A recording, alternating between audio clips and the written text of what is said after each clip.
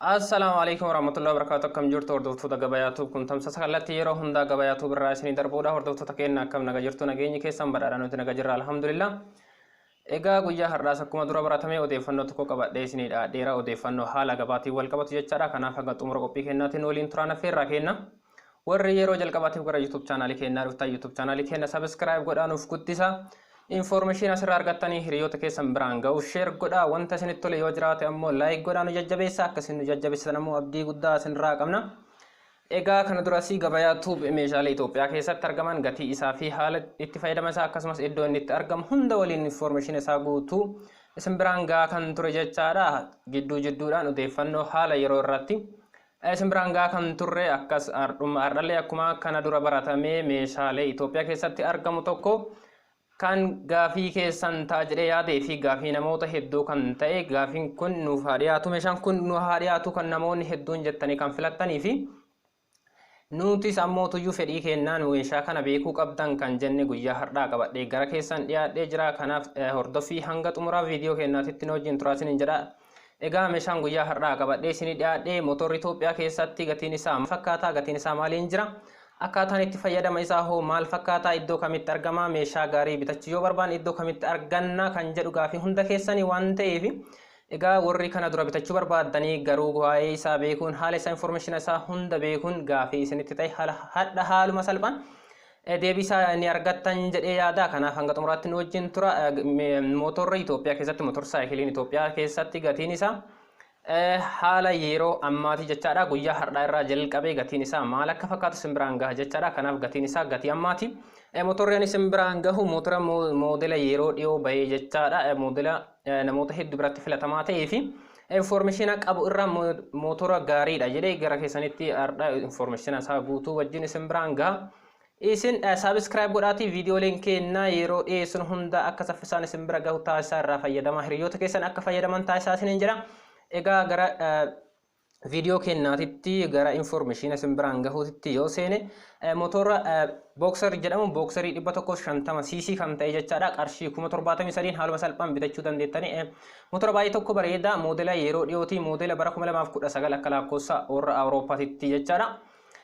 Motorri kuni kiiloomeetira 35 liitirii tokko faan deema jechaadha. Liitirii tokko yoo qabaate kiiloomeetira 35 haaluma salphaan deemuu danda'a jechaadha.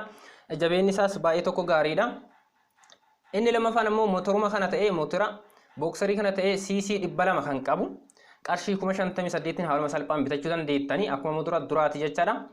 Garaagarummaan inni qabu motorri boxeriin 150 qarshii 75 kan bitachuu dandeettan motora amma suuraa irratti argaa jirtan kan jechaadha. Motora kana qarshii 73 bitachuu dandeettanii motorri kun ammoo tuyyuu liitirii tokkoon kiiloomeetira 35 haaluma salphaan isin geessuu danda'a jechaadha. Dabalataan ammoo bifa garaagaraa qaba jechaadha. Motorri kun bifti amma argaa jirtan bifa bulee kan qabu kana inni kun ammoo bifa kana jechaadha. Bifa diimaa kan qabu kana teessoon isaa ammoo tuyyuu gurraacha. Kanaaf motora kanneen qarshii 73 haaluma salphaan bitachuu dandeettanii bifa garaagaraas bifa barbaadanii halluu barbaadanii filattanii bitachuu dandeettan jechaadha. Dabalataan ammoo motoruma boxerii kana ta'e cc 200 kan qabu qarshii 58 kan amma isiniin jedhe motora amma suuraa irratti argaa jirtan kana motora kana bitachuu yoo barbaadan qarshii 58 haaluma salphaan bitattanii qabeenya keessan godhachuu dandeettanii motorri kun liitirii tokkoon kiiloomeetira 35 haaluma salphaatti deemuu danda'a jechaadha. Kanaaf innis moodela yeroo dhihooti moodela haarawaa bitachuu warri barbaadan qarshii 58 qofaan motora kana bitachuu dandeettan jechaadha. Motora baay'ee tokko bareeda. Dabalataan ammoo tuyyuu innis bifa garaagaraa qaba. Bifa diimaa amma argaa jirtan kana inni kun ammoo bifa bulee kana bifa barbaadan filattanii bitachuu dandeettan jechaadha. Garaagarummaa gatiin qabu tokkollee hin qabu. Garaagarummaan isaa bifa isaa irratti bifa isaa kan barbaadan halluu barbaadan filattanii bitachuu dandeettanii. Egaa hordoftoota keenya meeshaalee amma isin biraan gahaa jiru kana xumura irratti iddootti argama isaa lakkoofsa bilbilaa ittiin argatta hunda isin biraan kan gahu ta'a jechaadha.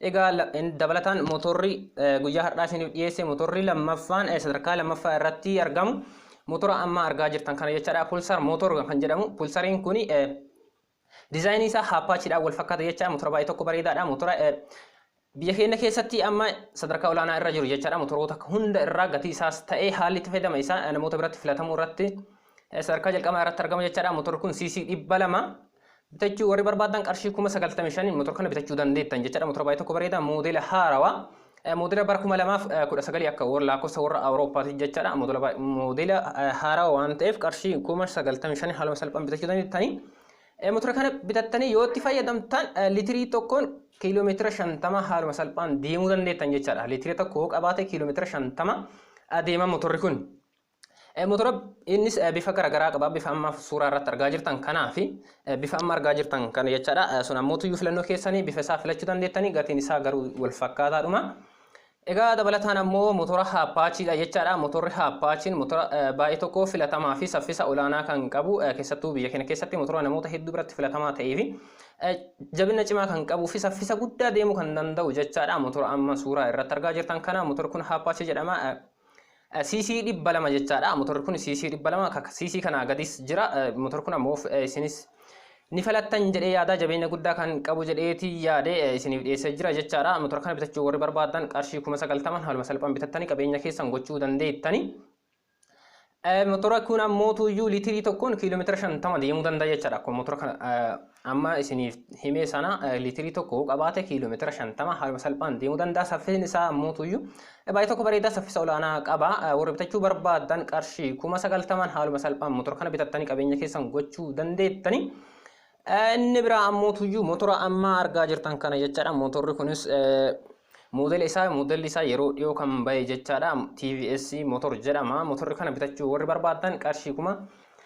جهات متربان حال مثلا موتور كنا بتتني كبينة كيسان غوچو دن ديتني ور بتجو بربادن انفورميشن إسا كونو تي موتور TVS جرا ما كارشي كوما جهات متربان بتجو دن ديتني موتور كنا موليتري تكوني كيلومتر شنتما ديمو دندا جتشارا موتور باي توكو بريدا موديل هاروا بتجو ور بربادن كارشي كوما جهات متربا وقبستن موتور كان حال مثلا تركا كيسان إنجو دن ديتني إساس انفورميشن إسا غوتو هندا إدو أرغتني في لاكوسا تنرغچو دن ديتن هندا غرا بمارتي سمبرا وانغهوف فيديو كنا دا وداتي تمررتي إندو انفورميشن غوتو إسا وان أرغتني هردفا سننجرا موتور كان بتجو ور بربادن كارشي كوما جهات متربا سننجرا إجرا لتري تكوك أباتا كيلومتر شنتما حال مثلا غهو دن ديتني سفس إساس باي توكو بريدا جتشارا بيفت نساس بيفا غرغرا وان قبوف بيفا بربادن فلتني بتجو دن ديتن جتشارا أن بيفا لما نسني إيسجرا هلو أمرغتن كنا في هلو بولي كنا في هلو غراش كان جرو كنا جتشارا هلو كنا نلتس هلو براس فلتني فتشو ندن ديتو بتجو ندن ديتو غتي نساس غتي قرشي كما جاتمي تربا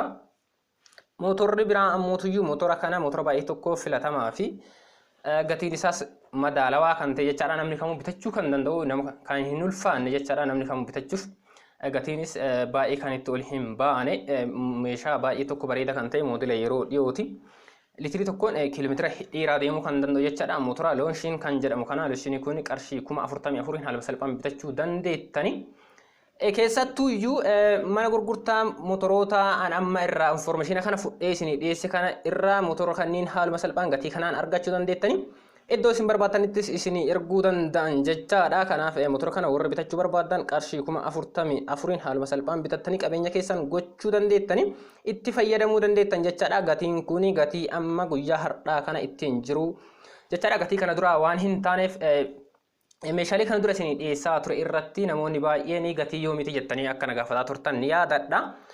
Kanaaf isarraa ka'uudhaan meeshaaleen amma isin dhiyeessaa kuni gatiin isaa kan yeroo kana ittiin jiru jechaadha. Haala gabaa giddugalee biyya keenyaa keessatti gatii sa'aatii kanatti ittiin argamu jechaadha. Kanaaf motora kana warri bituu barbaadan qarshii 44,000 haaluma salphaan motora kana bitattanii itti fayyadamuu dandeettani. Litirii tokkoon kiiloomeetira 50 deemuu danda'a jechaadha. Akkuma motora Apache fi TVS jabina cimaa qaba. Litirii tokkoon kiiloomeetira 50 akkuma isaanii deema. Kanaaf bitachuu warri barbaadan kunooti information kana fakkaata bitachuu dandeettan isiniin jedha.